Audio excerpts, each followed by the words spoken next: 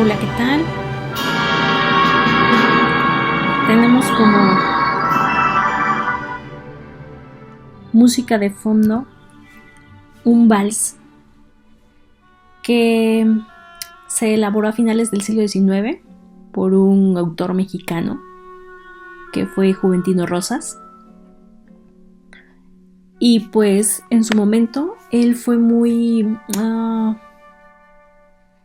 infravalorado porque realmente no creían que un mexicano tuviera la capacidad de crear una obra como lo es el vals de Sobre las olas.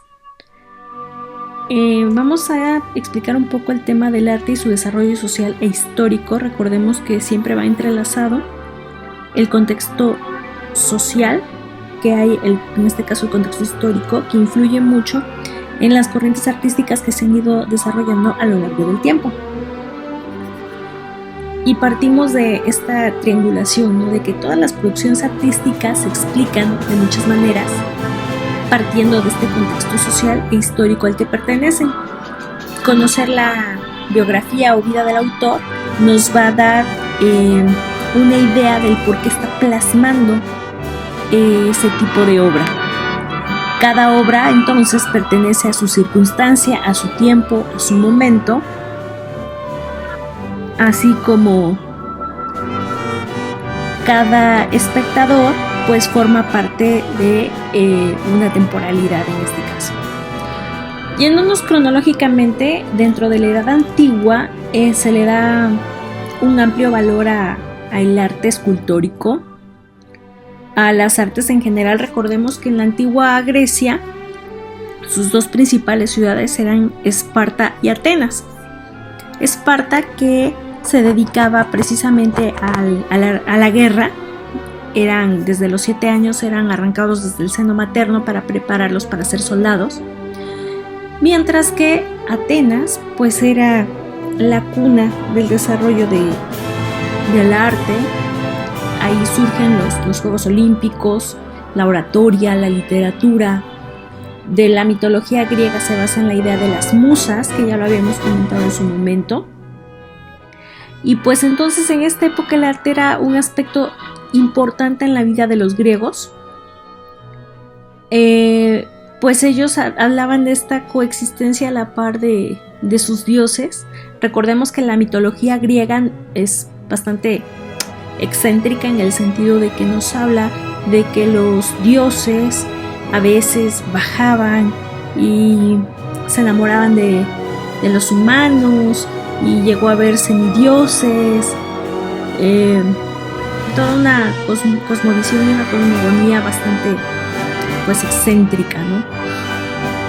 De acuerdo a la postura de Platón, dice que no podían representar la verdad, ya que solamente eran una copia de la realidad. Y si nos fijamos en las características de las esculturas, precisamente en esta imagen, podemos ver cómo el relieve incluso de cada uno de sus cabellos busca imitar esa realidad. Para Platón es una sombra del mundo de las ideas, y que el arte no era más que una habilidad. En este caso, o en este momento histórico, el arte se ve como una habilidad nata que poseen las personas. Lo que en algún momento hemos dicho, la que baila bonito, el que dibujaba desde la secundaria, ¿no? Como si fuera algo, una cualidad o una característica de las personas, ¿no?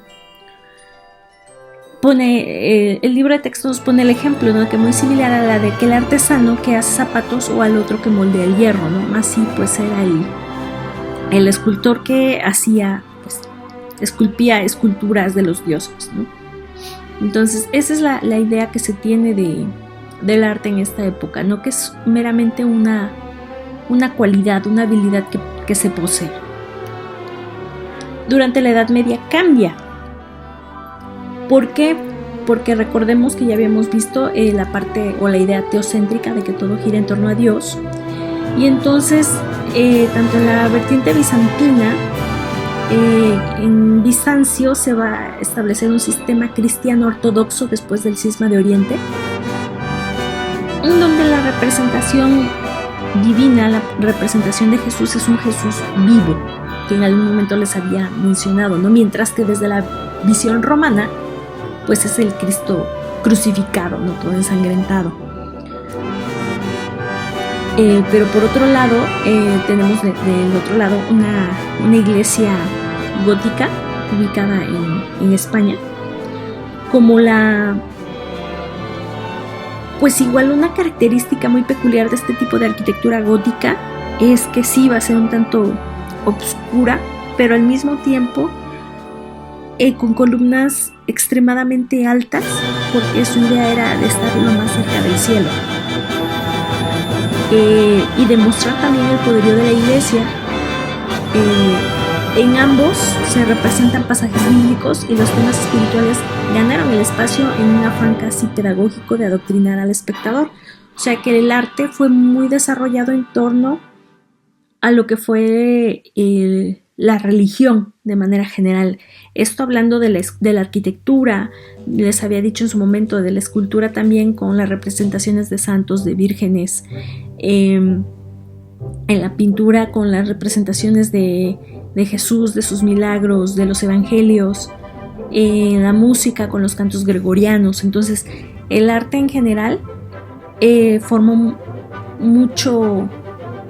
Ahora sí, su contexto influyó mucho en la cuestión religiosa. Ahora, si nos salimos de la visión cristiana y nos vamos a otros territorios, vamos a ver también una visión basada mucho en lo que es también su religiosidad. Bueno, este ejemplo es aquí en México.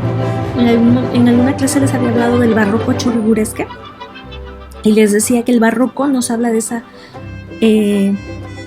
ese temor al vacío, y entonces está todo completamente saturado. En esta parte de aquí podemos observar, esto es un retablo de lo que les había mencionado, pero los arcos, las cúpulas, las bóvedas, los capiteles de las columnas, o sea, todo está completamente saturado. Esta es parte de la cúpula de una iglesia de Santa María Tonatzintla en Puebla, en Cholula. Y bueno, es un claro ejemplo precisamente del barroco. Y lo que les había dicho, por aquí se me alcanza a percibir las caritas del tequitqui. Aquí están las caritas, que les decía que son caritas indígenas, pero con las características de la escultura europea. Igual aquí tenemos una fachada barroca. Esto es también dentro de la iglesia de Santa María Tonatzintla. Por donde le busquen, está completamente saturado. Acá está el púlpito, el altar mayor, donde está la Virgen, sus retablos totalmente recargados. Un retablo es esto. En algunas iglesias, principalmente en el estado de Oaxaca, se dieron todavía la tarea de trabajar en la minilla de oro y forrar esos retablos. Los retablos normalmente eran elaborados a través del tallado de la madera, y en este caso pues es un retablo sencillo, pero hay retablos que son cubiertos con la minilla de oro. Este sería un ejemplo de ello, de un retablo cubierto en la minilla de oro. Ahora nos vamos les decía, a otras latitudes, y vamos a encontrar, por ejemplo, en la India tenemos esta construcción que es el Taj Mahal, que bueno, su historia nos narra una historia de amor en la que pues queda viudo de su segunda esposa. Hablamos de la religión islámica, y construye este palacio como si fuera un mausoleo en honor a su esposa fallecida. Aquí nos habla entonces de que la tradición islámica específicamente prohíbe la iconografía, es decir, la representación de imágenes de seres humanos o deidades, y debido a esto y al desarrollo de un arte basado en las figuras abstractas o en modo de caligrafía, dio como resultado monumentos como el Taj Mahal. Recordemos que en la tradición islámica sus templos son llamados mezquitas, y bueno, las mezquitas pues son bastante sobrias en el sentido de que ocupan muchas, sus paredes por dentro son completamente blancas.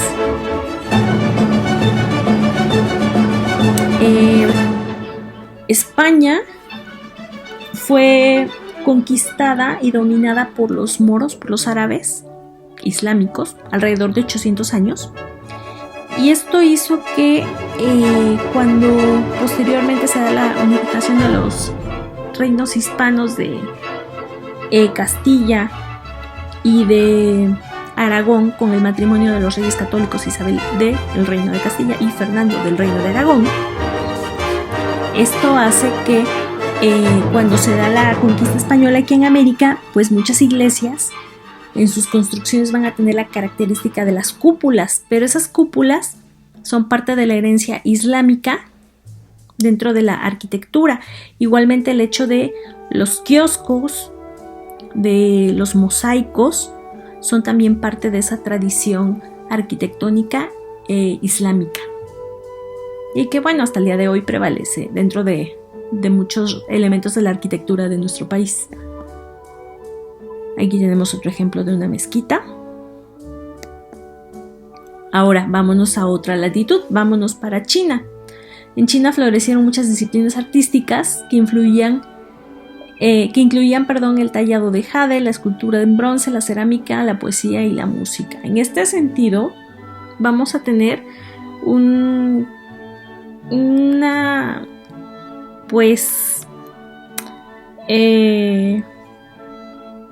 pues es este hallazgo de la dinastía Qing, que es los denominados guerreros de terracota, que dentro de la arqueología se han logrado excavar y se han descubierto alrededor de 4.000, 5.000 guerreros, pero se habla de que son de entre 6.000 y 8.000 guerreros, y son esculturas bastante altas, que van entre el 1,75 a los 2 metros, y nos habla de diferentes jerarquías, y pues es la representación de un ejército. Por otro lado, dentro de el arte chino, pues se dieron muchas representaciones de la naturaleza, y dentro de lo que sería su caligrafía, los denominados kanjis. La cerámica, como se mostraba en la anterior diapositiva, y que son algunos de los elementos que se importaron directamente aquí a nuestro país. ¿De qué manera teníamos comunicación y contacto con China? Pues durante la época colonial nosotros tuvimos un intercambio comercial que se realizaba 2 veces al año con 2 embarcaciones. Una de ellas era la nao, proveniente de China, y la otra era el galeón de Manila, proveniente de las Islas Filipinas, que Filipinas también era una colonia de España allá en Asia. Entonces llegaban por el Pacífico directamente al puerto de Acapulco, y ahí era en donde pues se estableció ese contacto, y fue como llegaron algunos de estos elementos, como sería la cerámica, los juegos de telas, incluso también las alfombras y algunos elementos que no, pues ahora sí que no eran características europeas, sino propiamente de Asia. Sus pinturas también narraban muchas escenas de la cotidianidad, y les decía muchas representaciones de la naturaleza. Para la era moderna, como ahora todo gira en torno al hombre, se busca exaltar la belleza del ser humano. El Renacimiento, sabemos que es ese renacer del hombre en las artes, la ciencia y el conocimiento, en el cual se realiza un gran cambio al ser el elemento central el ser humano, dejando de lado lo divino para trasladarlo al ser humano. Y esta modificación trae como consecuencia el surgimiento de nuevos temas y un nuevo interés en la figura humana. Habíamos hablado en otras clases de la representación de la Mona Lisa, que igualmente hablamos de una mujer de la vida cotidiana. El Renacimiento da paso a una época del iluminismo, que desde el punto de vista filosófico consistió en un énfasis todavía mayor en el ser humano. cierta confianza absoluta en la razón humana, la cual evidentemente se vio reflejada en el arte y que comenzó a plasmar las emociones e individualidades de los artistas. Ahora, ¿qué es una corriente o vertiente artística? En diversas etapas, algunos artistas se han agrupado públicamente y se ha dado a sí mismos un nombre y una declaración de principios. Recordemos que muchas corrientes o vertientes artísticas se dieron toda vez que se dio pues una innovación vanguardista que venía a revolucionar y cambiar por completo lo que se estaba haciendo lo que se estaba produciendo artísticamente en ese momento. Entonces, en la medida en que más artistas se sumaban, pues se fueron conformando esas nuevas corrientes o vertientes artísticas. Corresponden a cierto periodo, comparten una filosofía, meta o ciertos valores estéticos en común. Estos movimientos se veían a sí mismos como los depositarios de las tradiciones artísticas que les precedieron y al mismo tiempo como los visionarios que decidirían el futuro del arte hecho por ellos, obviamente hasta ese momento. Posteriormente llegaba otra corriente artística y bueno, así sucesivamente. Normalmente compartían ciertos criterios en sus valores estéticos y aunque no significaba que dejaran o que tiraran por completo todas las anteriores corrientes, pero sí venían como que a marcar una brecha o un precedente. Y aunque pertenecieran a un mismo movimiento artístico, pues también cada artista poseía su propio estilo, su propia creatividad, su propio sello personal. Algunos movimientos tenían voceros e incluso muchos de ellos publicaban manifiestos en los que exponían sus puntos de vista sobre el mundo artístico que les precedía, el futuro del arte como ellos lo veían y su papel como líderes del mundo moderno y del mundo artístico, es decir, qué era lo que estaban aportando y cuál era su visión, cómo lo veían. Ahora bien, durante la edad contemporánea va a ser en donde se va a dar el mayor desarrollo de diferentes y diversas corrientes artísticas que se van a desarrollar a lo largo de pues todo lo que ha conllevado la etapa contemporánea. Aunque históricamente la edad contemporánea inicia con la Revolución Francesa en 1789, pues hablamos de que el desarrollo y el surgimiento de movimientos revolucionarios, movimientos sociales, independencias, reorganizaciones de mapas geográficos, todo eso ha influido mucho en la gran variedad de corrientes artísticas que se han desarrollado. Ahora bien, para fines del siglo XIX, el desarrollo del capitalismo y esa nueva idea del arte dieron como resultado el comienzo de una gran serie de movimientos artísticos como el simbolismo, el impresionismo o el fauvismo, entre otros, que fueron propiciando pues una serie de nuevas ideas vanguardistas, ¿no? Vamos a tener muchísimas más, ¿no? El cubismo, el dadaísmo, expresionismo, impresionismo, bueno, gran variedad, ¿no? La gran explosión artística que significó el siglo XX, con su búsqueda incesante de nuevas fronteras para la producción artística, vino a pues hacer toda una reivindicación del arte. De este lado podemos observar en las imágenes pues un poco de cubismo. Uno de sus máximos expositores sería Pablo Picasso. Y entonces hablamos de que el siglo XX es testigo de una gran cantidad de descubrimientos científicos, tecnológicos y que impactan en el desarrollo del arte.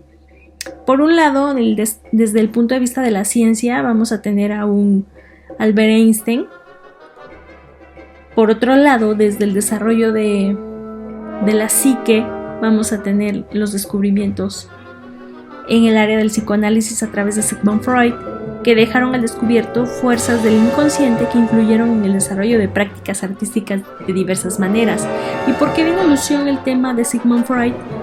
Porque vamos a ver un poquito también en unas diapositivas más adelante un poco del surrealismo que propone Salvador Dalí.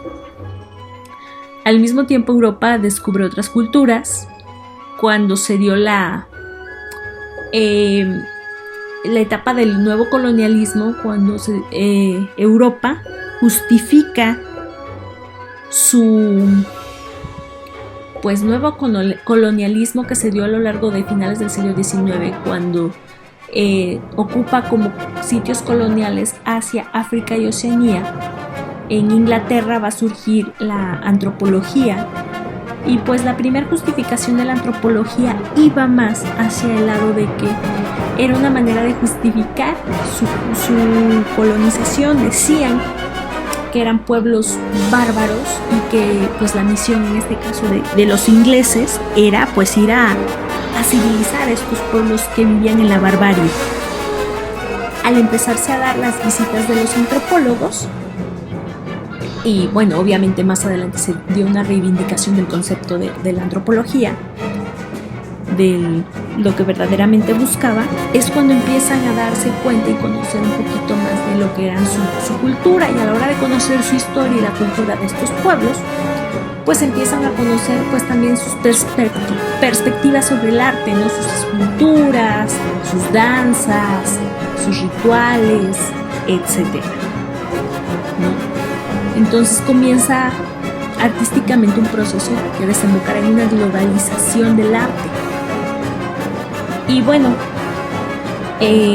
tenemos por un lado el ejemplo de Pablo Picasso, que descubre las esculturas africanas y los grabados japoneses. Paul Gauguin descubre el arte en Oceanía, y entonces eso hace que cambie por completo la perspectiva de muchos pintores europeos, por ejemplo, y empiezan a tener otra perspectiva o crear otras formas de hacer arte. Ahora bien, ¿por qué les pongo esto que últimamente está de trending topic en las redes sociales de México o IA? Porque pues viene a relucir mucho lo que les decía en la anterior diapositiva sobre Sigmund Freud, ¿no? Que viene un poco sobre este psicoanálisis entre el consciente, el inconsciente y el subconsciente. Se dice que cuando Salvador Dalí visita México, él se va diciendo que él no volvería a pisar un país que fuera más surrealista con él. El surrealismo es una corriente que nos habla precisamente de algo que está fuera de la realidad, por así decirlo, pero que forma parte de nuestro inconsciente y que ahí permanece alojado. Dentro de lo mucho que se dice de este pintor, es que él buscaba pues principalmente experiencias como con hongos alucinógenos, y se cuenta la anécdota, o ahora sí cuenta la leyenda urbana, que en algunas ocasiones él precisamente experimentaba con unos alucinógenos o así, este tipo de experiencias que le permitieran caer en un sueño profundo, y que en cuanto despertaba se ponía a hacer el bocetaje de lo que había visto en sus viajesotes, ¿no? En sus sueños, y de ahí lo que elaboró dentro de sus pinturas. Y bueno, él es pues el máximo representante del surrealismo. Últimamente pues ustedes están viendo muchos videos que precisamente nos hablan de esa característica muy peculiar que tiene nuestro país, ¿no? En donde de repente vas a ver una carrera de botargas del Dr. Simi bailando con una música de cumbia de fondo, ¿no? Entonces por eso México oía, ¿no? Pero porque precisamente Dalí dijo que México era el país más surrealista en el que él había estado.